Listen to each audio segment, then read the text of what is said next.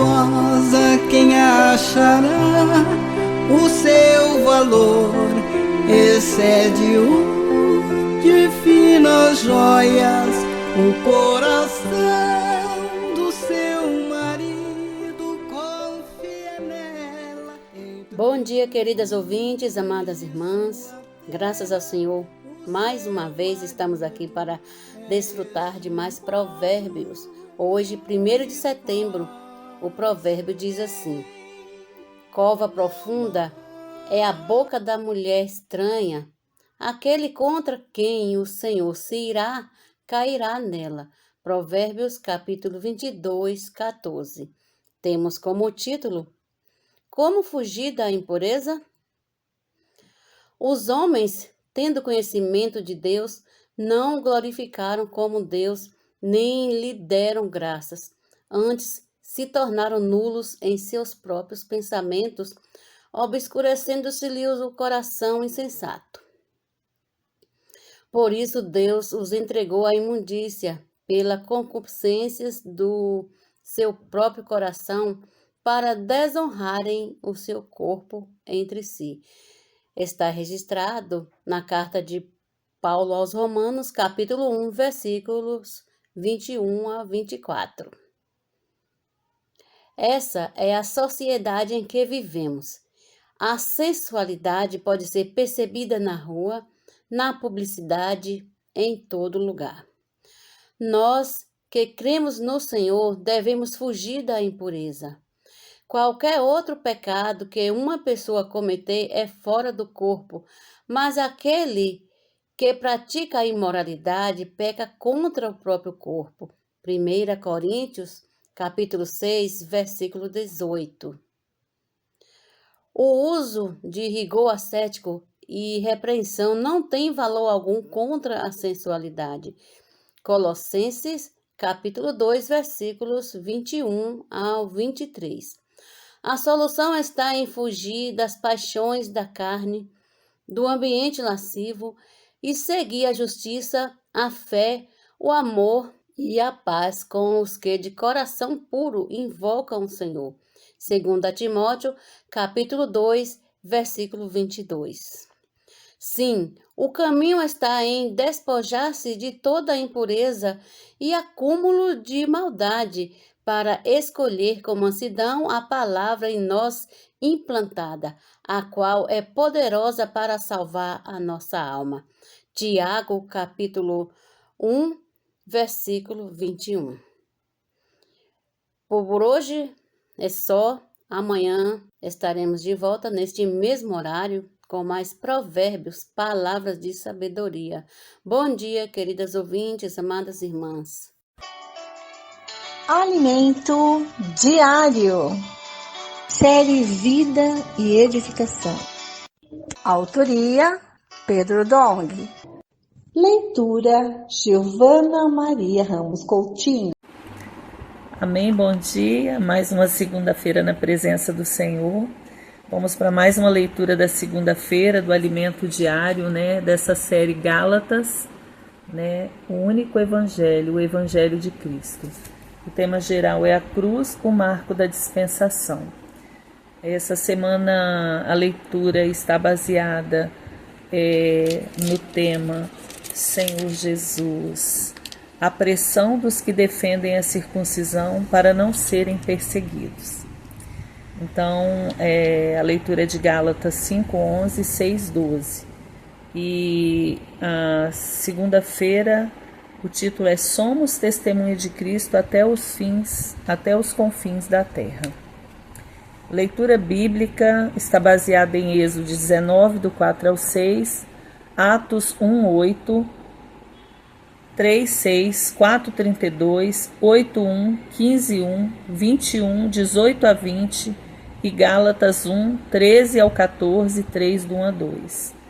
E o ler com oração está em Gálatas 3:24, que diz: a lei nos serviu de aio para nos conduzir a Cristo, a fim de que fôssemos justificados por fé. Amém? A lei nos serviu de aio para nos conduzir a Cristo, a fim de que fôssemos justificados por fé. somos testemunha de Cristo até os confins da terra. Amém? A pressão dos que defendem a circuncisão para não serem perseguidos é o título da mensagem desta semana. No início da igreja, sob a liderança de Pedro, o número de cristãos aumentava e milagres extraordinários aconteciam, porque eles viviam cheios do Espírito Santo. Por essa razão, havia unidade e unanimidade na igreja. Contudo, mais tarde, a perseguição começou. De fato, nas entrelinhas dos escritos de Paulo, percebemos a intensa pressão e perseguição que os primeiros cristãos da igreja em Jerusalém sofreram. A perseguição foi tão intensa que o livro de Atos revela que eles abandonaram suas casas e foram para as regiões da Judéia e Samaria. Mas muitos daqueles cristãos que permaneceram em Jerusalém, por temer o sofrimento, voltaram a praticar a lei mosaica, abandonando a verdade da pregação da salvação pela fé, realizada pela morte e ressurreição de Cristo. Sério isso, né? Abandonar, né, a verdade da pregação da salvação pela fé realizada pela morte e ressurreição de Cristo. Ó Senhor Jesus! Isso mudou a natureza da igreja, que já não perseverava no ensino dos apóstolos, nem recebia o poder do Espírito Santo para realizar a obra de Deus. Realmente é uma mensagem, né, que nos faz refletir. E isso mudou a natureza da igreja, que já não perseverava no ensinamento dos apóstolos, nem recebia o poder do Espírito Santo para realizar a obra de Deus. Para fugir da perseguição por causa da cruz de Cristo, a igreja em Jerusalém tomou um rumo diferente daquele iniciado pelos apóstolos. A partir do capítulo 15 do livro de Atos, crentes judaizantes insistiam em misturar a fé com a prática da lei mosaica. Isso, sem dúvida, mudou a natureza da igreja, que, graças à fé em Jesus, havia experimentado coisas sobrenaturais. Quando Paulo subiu até Jerusalém, em sua terceira viagem, encontrou apenas com Tiago, o irmão de Jesus, e todos os presbíteros com ele. Isso está em Atos 21, do 18 a 20. Isso mostra que, embora houvesse dezenas de milhares de judeus que creram em Jesus, todos eram zelosos da lei. A igreja cedeu à pressão e tomou outra direção, voltando à prática do judaísmo para fugir da perseguição por causa da cruz de Cristo. Ó Senhor Jesus, o que um crente faz sem a cruz? Em Gálatas lemos: antes que viesse a fé, estávamos sob a tutela da lei e nela encerrados, por essa fé que de futuro haveria de revelar-se. Gálatas 3, 23. Isto é, antes da chegada da fé, antes da chegada de Cristo, o povo de Israel estava sob a tutela da lei, aguardando a vinda da fé que no futuro haveria de aparecer, de maneira que a lei nos serviu de aio para nos conduzir a Cristo, a fim de que fôssemos justificados por fé. Versículo 24. Já que pela prática da lei ninguém é justificado, o povo de Israel era guardado debaixo do aio, da tutela da lei, para que quando Cristo viesse, todos pudessem ser justificados por fé. Portanto, vindo a fé, já não permaneceriam subordinados ao aio, que era a lei. Isso significa que estar subordinado ao aio era algo temporário. Para melhor compreendermos essa questão, vejamos o início do livro de Atos dos Apóstolos. Está em Atos 1, do 2 ao 5. Depois da ressurreição, antes da sua ascensão pública, nosso Senhor Jesus apareceu aos seus discípulos por 40 dias, até o dia em que, depois de haver dado mandamentos por intermédio do Espírito Santo aos apóstolos que escolhera, foi elevado às alturas. A estes também, depois de ter padecido, se apresentou vivo com muitas provas incontestáveis, aparecendo-lhes durante 40 dias e falando das coisas concernentes ao reino de Deus. E comendo com eles, determinou-lhes que não se ausentassem de Jerusalém, mas que esperassem a promessa do Pai, a qual disse-lhe: de mim ouvistes. Disse ele: de mim ouvistes. Porque João, na verdade, batizou com água, mas vós sereis batizados com o Espírito Santo, não muito depois destes dias. Então aqui, o Senhor pediu eles para aguardar que eles seriam batizados com o Espírito Santo. E aí fala: atentemos para o seguinte: depois de ter sido ressuscitado pelo Pai, o Senhor Jesus, antes de ascender ao céu, apareceu durante 40 dias aos discípulos, falando com eles acerca do reino, do governo de Deus. De acordo com o livro de Êxodo, do Egito, Deus chamou o povo hebreu, que ali era escravo, para ser propriedade particular, pois sua intenção era fazer deles um reino de sacerdotes. Todos, então, seriam sacerdotes para o servir e seriam uma nação especial na terra, a nação santa de Deus. Ó Senhor Jesus, Êxodo 19, do qual traceis, registra tudo isso. No entanto, como sabemos, o povo judeu desviou-se e não quis dar ouvidos aos profetas, por meio dos quais Deus falava. Desde o tempo de Moisés, o povo de Deus não dá ouvidos aos seus enviados. Pelo contrário, a alguns perseguiram e a outros mataram. Isso está em Mateus 21, 35, 39. Quando Deus enviou Jesus, o profeta prometido, semelhante a Moisés, a quem todos deveriam ouvir, conforme mencionado em Deuteronômio 18, 18, eles também o mataram. Portanto, não havia mais nenhuma expectativa nem condição de Deus governar sobre o povo de Israel. Após a morte e ressurreição de Cristo, a iniciativa divina foi gerar a igreja e estabelecer o reino de Deus por meio dela. A partir daí houve uma mudança de dispensação.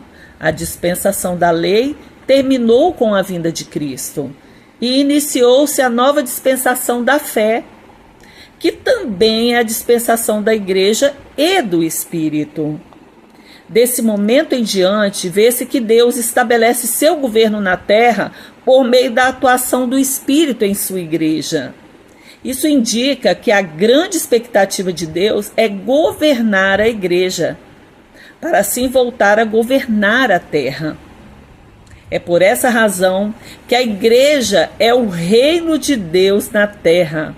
Ó Senhor Jesus, a realidade do reino dos céus. Aleluia! Para gerar a igreja antes de sua ascensão, Cristo pediu aos discípulos que esperassem em Jerusalém e aguardassem o cumprimento da promessa do Pai. Isso está em Lucas 24, 49. Que consistia em batizá-los com o Espírito Santo, não muito depois daqueles dias, conforme está em Atos 1:8. Qual é o objetivo de Deus ao gerar a igreja e batizá-la com o Espírito Santo? Seu objetivo é que a igreja receba o poder do Espírito Santo para testemunhar por ele acerca das coisas que viram e ouviram. Ó Senhor Jesus, será que compreendemos por que somos testemunhas e não meramente pregadores teóricos de mensagens? Somos testemunhas porque vimos e ouvimos o que o Espírito Santo está fazendo entre nós, conforme está em Atos 4:20. Além disso, não somos testemunhas apenas em uma cidade. Apesar de tudo ter começado em Jerusalém, a intenção de Deus é que esse testemunho não fique represado em apenas uma cidade ou região, mas se espalhe por toda a terra habitada. A igreja recebeu o poder do Espírito Santo no dia de Pentecostes. Com este intuito era levar a fé em Cristo para todas as línguas, povos e nações. Ó Senhor Jesus, que sejamos os que cumprem a vontade de Deus, sem temer as perseguições decorrentes da cruz de Cristo. Aleluia! Que essa palavra possa ter iluminado os olhos do coração de cada um de nós, para que nós possamos andar na direção que Deus quer nos dar. A direção que Deus quer nos dar hoje é andarmos no Espírito e não pela nossa carne, pela satisfação de nós mesmos e pela lei. Essa lei já cumpriu o seu tempo, agora nós estamos na dispensação da fé. Ó Senhor Jesus, que o Senhor possa nos dar cada dia mais a clareza que precisamos para sermos realmente aprovados por Ele. Ó Senhor Jesus, que o Senhor encontre caminho em nós para que nós possamos ser realmente a igreja de Deus na terra, o reino de Deus na terra. Ó Senhor Jesus, amém. Um bom dia. O Senhor Jesus disse para a mulher samaritana que se ela bebesse da água que ele lhe desse, ela nunca mais teria sede, porque a água que ele lhe desse seria nela uma fonte a jorrar para a vida eterna. Senhor Jesus! E do seu interior fluirão rios de água viva. Vamos fazer a imersão de segunda-feira. Sou um canal para levar a vida de Deus. Sou um canal que leva a vida de Deus. Sou um canal. De novo. Sou um canal que leva a vida de Deus. Sou um canal. De novo, bem animados. Sou um canal que leva a vida de Deus. Sou um canal. Sou um canal que leva a vida de Deus. Sou um canal. Amém.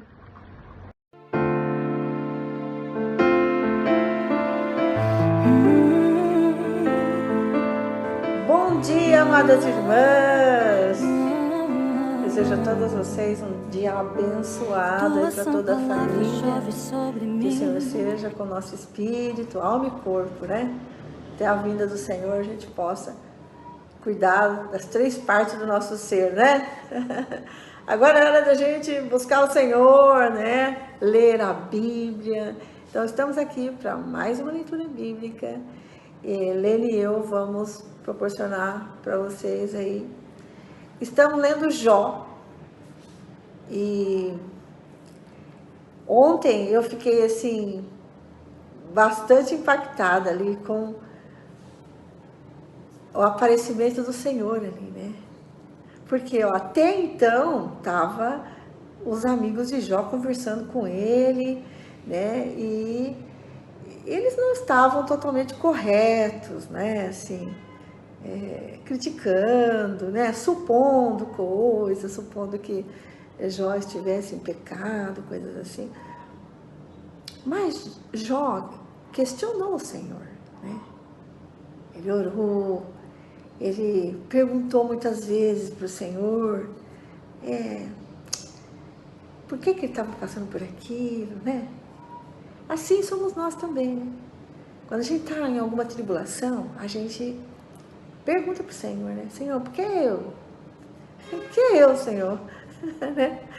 Ó Senhor Jesus. E a gente às vezes não entende o porquê, né? Mas Pedro fala que se for necessário, nós vamos passar por tribulações, né? Para que o valor da nossa fé aumente. Aumente a nossa experiência com o Senhor, né? Então a aprovação, ela faz isso com a gente, né? Ela nos leva para Deus, porque quem pode te ajudar? Ninguém mais a não ser o Senhor, não é verdade? E você está numa situação tão difícil como a de Jó, quem podia ajudar? Nem os amigos dele poderiam ajudar. Só mesmo o Todo-Poderoso, né? E ontem, na nossa leitura, no capítulo 39, o Todo-Poderoso começou a falar, né? E o Senhor sempre fala com a gente, no meio da tribulação, né? Mas Ele fala a hora que a gente pode ouvir. Então, Jó ontem começou a ouvir o Senhor. E o Senhor apareceu no meio do redemoinho. Olha, é todo dia que aparece um redemoinho? Não, né? Eu nunca vi um redemoinho. Mas o Senhor apareceu para ele de uma maneira sobrenatural. e começou a falar com ele. Olha que é isso, gente? Deus falando com você. Isso não é maravilhoso? É o que acontece com a gente quando a gente está em tribulação. Você questiona, de repente o Senhor ouviu as suas orações, ouviu você, e aí Ele te responde. Né? Ó, Senhor, aí é um papo legal, né? Bem gostoso, você ouvindo o Senhor falar. E hoje nós vamos continuar lendo o capítulo 40. Hein? Senhor Jesus nos deu uma leitura maravilhosa. Senhor, nós queremos aproveitar esse tempo para conhecer mais o Senhor. Abençoe as irmãs, que nós possamos juntas ter luz na palavra e compreensão. Obrigada, Senhor, por mais essa leitura bíblica de hoje. Deus abençoe a sua família, Deus abençoe a tua vida, Deus abençoe você. Vem, irmã, vamos lá. Jó, capítulo 40, versículo 1. O Senhor disse mais a Jó: será que alguém que usa de censuras poderá discutir com o Todo-Poderoso? Que resposta a isso aquele que critica Deus? Primeira resposta de Jó a Deus. Então Jó respondeu ao Senhor e disse: sou indigno. Ó Senhor Jesus. A luz chegou, né? Ontem o Senhor mostrou para ele. Onde é que você estava quando eu fiz todas as coisas? O Senhor mostrando para ele, eu sou todo poderoso, né? O Senhor mostrando para ele, eu sei o que é melhor para você, né? Às vezes na provação você fica se esperneando, né? Mas o Senhor fala, pai, eu sei o que é melhor para você. Se você não passar por isso, você não vai ser aprovado, né? Então agora a luz chegou para Jó. Sou indigno. Que te responderia eu? Ponho a mão sobre a minha boca. Uma vez falei e não direi mais nada. Aliás, 2 vezes. Porém, não prosseguirei. Segunda e última resposta de Deus a Jó. Você tem um braço tão forte como o braço de Deus? Então o Senhor, do meio de um redemoinho, respondeu a Jó e disse: cinja os lombos como homem, pois eu lhe farei perguntas e você me responderá. Será que você está querendo anular a minha justiça? Ou me condenará para se justificar? Você tem um braço tão forte como o braço de Deus? Você pode trovejar com a voz como ele troveja? Adorne-se então de excelência e grandeza e vista-se de majestade e glória. Derrame as torrentes da sua ira, olhe para os orgulhosos e humilhe-os. Sim, olhe para eles e humilhe-os, esmague os ímpios no lugar onde estiverem. Cubra-os todos no pó, prenda todos eles no sepulcro. Então também eu confessarei a seu respeito que a sua mão direita lhe dá vitória. Quem é capaz de apanhar um monstro behemote? Contemple agora o behemote que eu criei junto com você, o que come capim como boi. A força dele está nos seus lombos e o seu poder nos músculos do seu ventre. Ele endurece a sua cauda como cedro. Os tendões das suas coxas estão entretecidos. Os seus ossos são como tubos de bronze, as suas pernas são como barras de ferro. Ele é obra-prima dos feitos de Deus. Aquele que o fez o proveu de espada. Não precisa de espada. Ó Senhor Jesus. Na verdade, os montes lhe produzem pasto, onde todos os animais selvagens se divertem. Deita-te debaixo das árvores dos lotos, no esconderijo da lama, no meio dos juncos. As árvores de lótus o cobrem com sua sombra, os salgueiros do ribeiro o rodeiam. Se o rio transborda, ele não se apressa. Fica tranquilo, mesmo que o Jordão se levante até a sua boca. Será que alguém pode apanhá-lo quando ele está olhando? Ou lhe meter um laço pelo nariz? Quem é capaz de enfrentar o monstro Leviatã? Você é capaz de pescar um monstro leviatã com um anzol? Prender a sua língua como uma corda? Você consegue passar uma vara de junco pelo nariz dele? Ou furar o queixo dele com um gancho? Por acaso ele lhe fará muitas súplicas? Ou lhe falará palavras brandas? Será que ele fará um acordo com você para que seja seu escravo para sempre? Será que você vai brincar com ele como se fosse um passarinho? Irá prendê-lo com uma corda para dá-lo às suas meninas? Será que os seus sócios o colocarão à venda ou irão reparti-lo entre os negociantes? Você consegue encher de arpões a pele dele ou cravar figas de pesca na sua cabeça? Põe a mão sobre ele, você se lembrará da luta, nunca mais repetirá o gesto. Eis que a gente se engana na esperança que tem. Não é fato que alguém cairá por terra só em vê-lo? Ninguém é tão ousado que se atreva a despertar. Quem então será capaz de se erguer diante de mim? Quem primeiro deu algo a mim para que eu tenha de retribuir-lhe? Pois o que está debaixo de todos os céus é meu. Não me calarei a respeito das pernas do Leviatã, nem da sua grande força, nem da graça da sua compostura. Quem poderá tirar a capa do seu dorso, ou lhe penetrará a dupla couraça? Quem abriria as portas da sua boca? Pois em roda dos seus dentes está o terror. As fileiras das suas escamas são o seu orgulho, cada uma bem encostada, como por um selo que as ajunta. A tal ponto, uma se junta à outra, que entre elas nem passa o ar. Elas se ligam umas às outras, aderem entre si e não podem ser separadas. Cada um dos seus espirros faz resplandecer a luz, os seus olhos são como os raios do amanhecer. Da sua boca saem tochas, faíscas de fogo, saltam dela. Das suas narinas procede fumaça, como de uma panela fervente sobre juncos em chama. O sopro dele acende o carvão e diante dele salta o desespero. Suas partes carnudas são bem pegadas entre si, todas fundidas nele e imóveis. O coração dele é duro como uma pedra, firme como a pedra inferior de um moinho.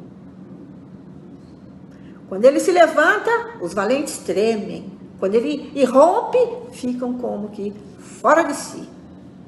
Se o golpe de espada o alcança, isso não tem efeito algum. E o mesmo vale para a lança, para o dardo ou a flecha. Para ele, o ferro é como palha, e o cobre como um pau podre. As flechas não o fazem fugir para ele, as pedras das fundas se transformam em palha. Os porretes são, para ele, como talos de capim. Quando agitam a lança, ele dá risada. Debaixo do ventre, ele tem escamas pontiagudas, arrasta-se sobre a lama como um instrumento de debulhar. Leva as profundezas a ferver como panela, torna o mar como caldeira de unguento. Deixa atrás de si um sulco luminoso, como se o abismo tivesse uma cabeleira branca. Na terra, não há ninguém como ele, pois foi feito para nunca ter medo. O Leviatã olha com desprezo tudo que é alto, é rei sobre todos os orgulhosos. Então, eu quero fazer uma pausa aqui. Então, Jó foi iluminado. Recentemente eu vi um vídeo de um leão pegando um crocodilo. O que ele fez? Ele foi até o lamaçal, pegou o crocodilo e subiu para o território dele. E ali, no território dele, ele dominou o crocodilo. Então, a nossa salvação é o Espírito. Nós somos tripartido, né? Paulo nos diz, né? Se a sua mente for colocada no Espírito, vai trazer vida e paz. Se ela for colocada na carne, trazer morte. Então, o que eu tenho que fazer? Eu tenho que subir para onde? Para perto de Deus. Eu tenho que estar onde Deus habita. Onde Deus habita hoje é no meu espírito. Então, eu não posso ter uma vida terrena ali na lama, no território do crocodilo, no território do hipopótamo. Eu estou perdida. Então, o que eu tenho que fazer? Subir, né? Subir para o território onde Deus habita, que é o Espírito. E aí, estou livre da carne. Eu estou no Espírito. Eu estou aí, eu venço a carne. Só no Espírito que eu consigo vencer a mim mesma. Se não, eu vou ficar no território onde Satanás ainda pode me pegar, né? No terreno onde ele sabe atuar, ele está acostumado, ele vive ali, o território é dele, quem reina é ele. Quando ele está no território dele, ele domina tudo ali, né? Então nós precisamos sair do que é terreno e ir para o celestial, aí ninguém nos pega, né? Nós somos comparados como águia, né? A águia sobe, fica perto do céu, né? Longe da lama. A nossa salvação é essa, nós temos o Espírito. Ó Senhor Jesus, nós podemos subir alto e estar no território onde quem reina é Deus. Ali, quem reina é Ele. Amém? Muito bom. Depois dessa revelação que o Senhor passa para ele, né, desses dois animais, vamos ver o que Jó vai falar. Capítulo 42, versículo 1. Essa é a última resposta de Jó ao Senhor. Então Jó respondeu ao Senhor e disse: bem sei que tudo podes. Nenhum dos teus planos pode ser frustrado. Tu perguntaste: quem é este que sem conhecimento encobre os meus planos? Na verdade, eu falei do que eu não entendia. Coisas que são maravilhosas demais para mim. Coisas que eu não conhecia. Disseste: escute, porque eu vou falar. Farei perguntas e você me responderá. Eu te conhecia só de ouvir, mas agora os meus olhos te veem. É isso aí, né? Ó Senhor, quando a gente passa para a tribulação, a gente está pertinho do Senhor e fala: Senhor, eu não te conhecia não, agora eu estou te conhecendo. O Senhor é maravilhoso, o Senhor é todo poderoso. Versículo 6. Por isso me abomino e me arrependo no pó e na cinza. Quando a luz vem, a gente vê a condição da gente e a gente se arrepende, né? Experiência de Jó. E agora vamos ver o que o Senhor vai fazer com os amigos de Jó. Os 3 amigos de Jó, versículo 7. Depois que o Senhor falou estas palavras a Jó, o Senhor disse também a Elifaz, o temanita: a minha ira se acendeu contra você e contra os seus 2 amigos, porque vocês não falaram a meu respeito o que é reto, como o meu servo Jó falou. Agora peguem 7 novilhos e 7 carneiros e vão até o meu servo Jó e ofereçam holocaustos em favor de vocês. O meu servo Jó orará por vocês e eu aceitarei a intercessão dele, para que eu não os trate segundo a falta do juízo de vocês, porque vocês não falaram a meu respeito o que é reto, como meu servo Jó falou. Então Elifaz, o temanita, Bildade, o suíta, e Zofar, o naamatita, foram e fizeram o que o Senhor lhes havia ordenado, e o Senhor aceitou a oração de Jó. Olha só, comentário aqui, né, gente? Tinha 3 amigos, o Senhor falou com quem? Com qual deles? Com Elifaz. E deu uma condição para ele: vocês vão oferecer um sacrifício, né? E Jó orou por eles, olha só. Então o Senhor colocando Jó acima deles, né? Jó orou por eles e ele os repreendeu também, né? Vocês não falaram como meu servo Jó. Aí, irmãs, resolvido o problema, né? Os 3 amigos de Jó foram perdoados pelo Senhor, né? E agora o Senhor vai fazer algo para Jó. O que será? A nova família de Jó. Versículo 10. O Senhor restaurou a sorte de Jó quando este orou pelos seus amigos. E o Senhor lhe deu o dobro de tudo que tinha tido antes. Aqui também tem uma lição, tá? Quando você está com muito problema, ao invés de você orar por você, olhe pelos outros. Ore pelas pessoas, por outras pessoas. O seu problema vai diminuir, né? Bom, versículo 11. Então vieram a ele todos os seus irmãos, todas as suas irmãs e todos os que haviam conhecido antes, e comeram com ele em sua casa, e se condoeram dele, e o consolaram por todo o mal que o Senhor tinha enviado sobre ele. E cada um lhe deu dinheiro e um anel de ouro. Que festa, hein? O Senhor abençoou o último estado de Jó mais do que o primeiro. Ele veio a ter 14.000 ovelhas, 6.000 camelos, 1.000 juntas de boi e 1.000 jumentas. Também teve outros 7 filhos e 3 filhas. 10 filhos. A primeira filha deu o nome de Gemina, a segunda chamou de Queze e a terceira Queren Apuque. Em toda a terra não havia mulheres tão bonitas como as filhas de Jó.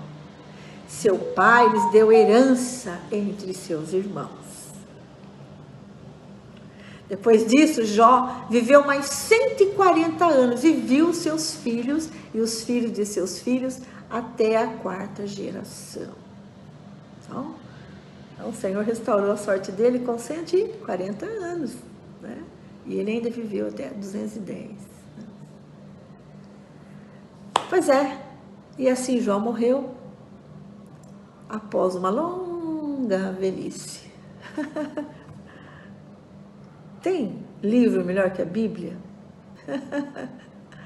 Aleluia! Mais um livro encerrado, né? Que é o livro de Jó. E muitas lições nós aprendemos aqui, né? Pena que a gente não tem muito tempo para comentar, mas a gente vai ler de novo ano que vem, né? Bom dia, queridas ouvintes, amadas irmãs. Mais um dia de leitura bíblica. Hoje vamos ler Salmos capítulo 45, Provérbios capítulo 22, versículo 14 e a segunda carta de Paulo, capítulo 5, a partir dos versículos 11 e vai até o capítulo 6 e vamos ler 1, 2 e 3 do capítulo 6. Hoje vamos iniciar com os Salmos. De boas palavras transborda o meu coração.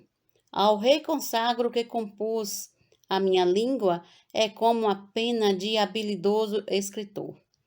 Tu és o mais formoso dos filhos dos homens. Nos teus lábios se extravasou a graça, por isso Deus te abençoou para sempre. Versículo 3. Cinge a espada no teu flanco, herói. Cinge a tua glória e a tua majestade.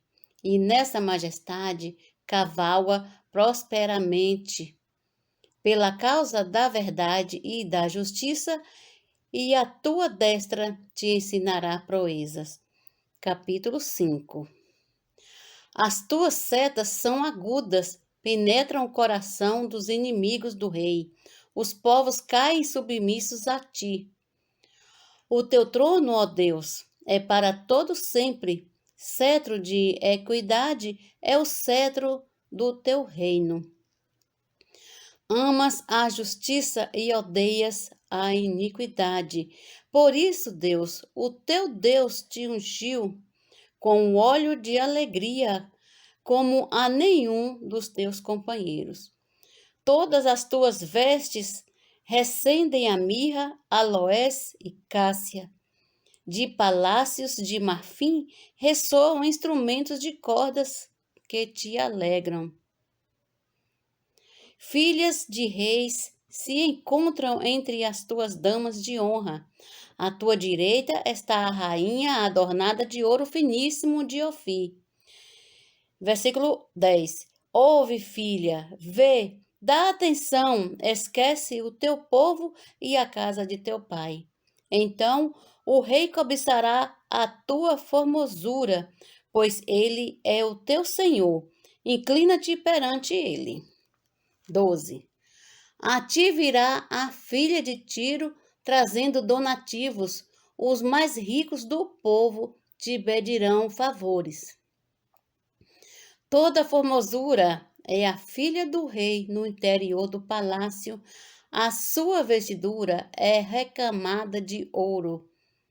Em roupagens bordadas, conduzem-na perante o rei. As virgens, suas companheiras, que a seguem, serão trazidas à tua presença.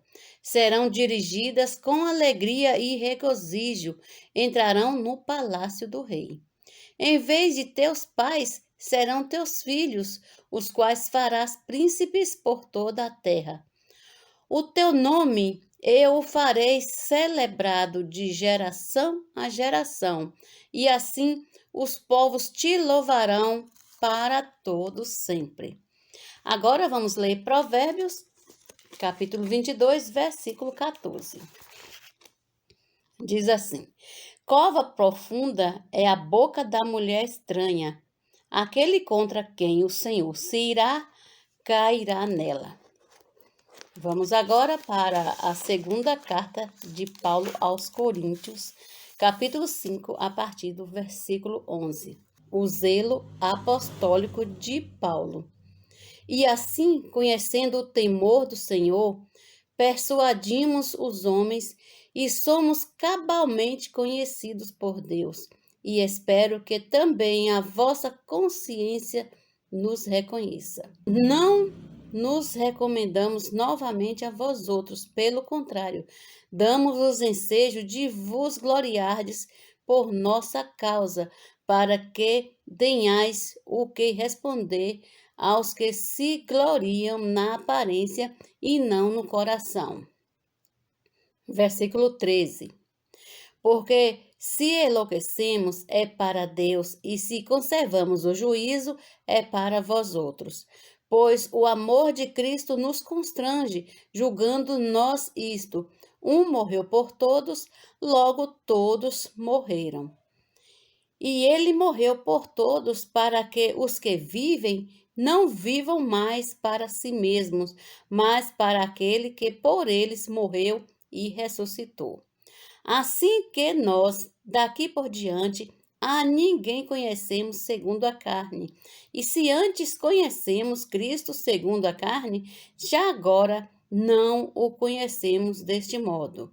Versículo 17. E assim, se alguém está em Cristo, é nova criatura. As coisas antigas já passaram, eis que se fizeram novas.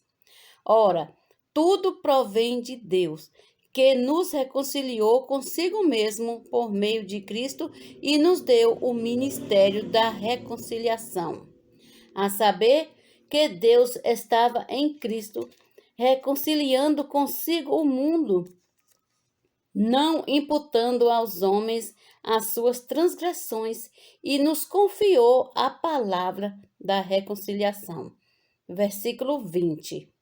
De sorte que somos embaixadores em nome de Cristo, como se Deus exortasse por nosso intermédio, em nome de Cristo, pois rogamos que vos reconcilieis com Deus.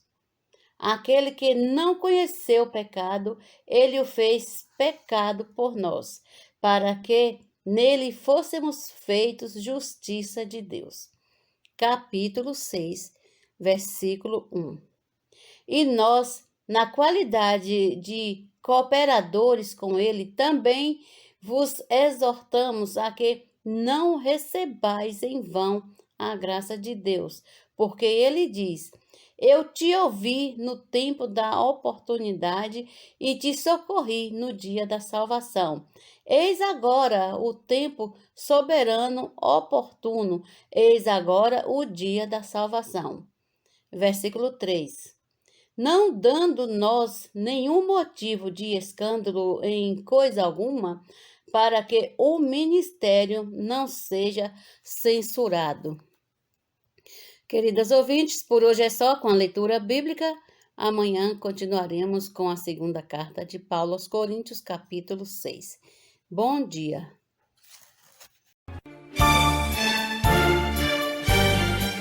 Este é o quadro Em Tudo Uma Lição.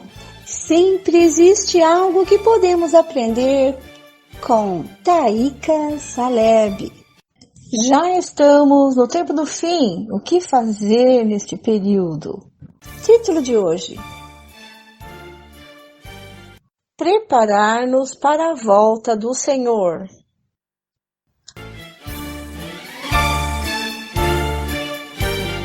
Recebam com carinho, Taíka Saleb. Certo jovem, querendo saber sobre a segunda vinda de Cristo, pediu ao irmão mais maduro que lhe falasse sobre o assunto. Então o ancião perguntou: você já estudou as profecias bíblicas? Já as conferiu com a história e com os acontecimentos atuais? O jovem respondeu com um forte sim. Na sequência, o ancião perguntou novamente: você já orou hoje? Seu amor pelo Senhor aumentou? Você está vivendo amor fraternal e pregando o evangelho?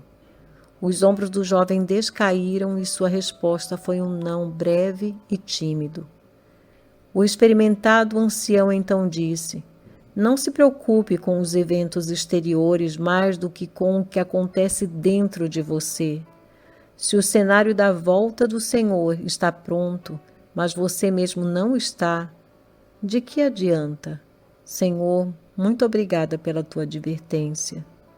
Não queremos estar tão preocupados com as coisas exteriores, quanto como estamos dentro de nós, como está o nosso relacionamento com o Senhor. Queremos realmente ser achados, amando o Senhor, pregando o Evangelho e cuidando dos irmãos. Abençoa-nos, Senhor. Ó Senhor Jesus. Esse texto foi extraído do livro Já Estamos no Tempo do Fim. Está conosco nesta manhã nossa querida irmã intercessora Zeli Nobre e vai estar orando por nós. Obrigada, irmã, pela sua colaboração com o programa Mães Amorosas. Olá, queridas e amadas ouvintes do programa Mães Amorosas. Que Deus venha derramar o seu amor sobre cada uma de nós. Nós sabemos que o amor de Deus é um amor infinito, é um amor sem medida, né? Então o Senhor derrama sobre nós o seu infinito amor. Minhas amadas, em 1 João, no capítulo 4, no verso 16, o Senhor nos fala desse amor. Ele nos diz assim: nisto conhecemos o amor, que Cristo deu a sua vida por nós, e devemos dar a nossa vida pelos irmãos. Então, minhas amadas, quando nós conhecemos esse amor, que Cristo ele deu a sua vida por nós, nós também, esse amor precisa crescer a tal ponto em nós, para nós podermos dar nossa vida pelos irmãos. Quando pregamos o Evangelho, o amor de Deus aumenta em nós, levando-nos a amar as pessoas, assim como Deus amou, né, amada? Deus amou o homem de tal maneira que Ele deu o seu próprio Filho para salvar a humanidade, nos salvar, né? E termos a vida eterna. Então, por vivermos segundo a vida divina. O amor pelas pessoas aumenta em nós a cada dia. Quanto mais, minhas amadas, nós buscamos a Deus, nós invocamos o nome do Senhor Jesus, mais cheias do Espírito Santo ficamos. E assim, espontaneamente, ganhamos, mais do amor de Deus. Nós também pregamos o Evangelho, quando falamos das maravilhas que Deus fez por cada uma de nós. Esse amor, ele flui até as pessoas. Nesse amor, nós sabemos que a vida de Deus ela é expressa a cada dia. Então, nós só conseguimos fazer através do amor. Por isso que o versículo fala, nisto conhecemos o amor, que Cristo deu a sua vida por nós. Então, esse amor é o próprio Cristo, é o próprio Jesus. Amém? Querido Pai, obrigada pela tua vida que o Senhor deu por nós. Por isso, meu Deus, nesta manhã, eu só tenho a te agradecer, uma vez que o Senhor deu o seu Filho amado por cada um de nós, esse grande amor, esse amor infinito, esse amor que não cabe a nós entendê-lo, mas apenas o Senhor. Que esse amor, Pai, possa crescer em nós a cada dia, que nós possamos ser aperfeiçoadas neste amor.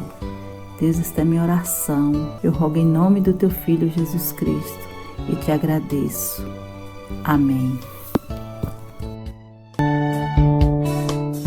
Filhinhos, não ameis o mundo, nem as coisas que há no mundo. Se alguém amar o mundo, o amor do Pai nele não está. Filhinhos,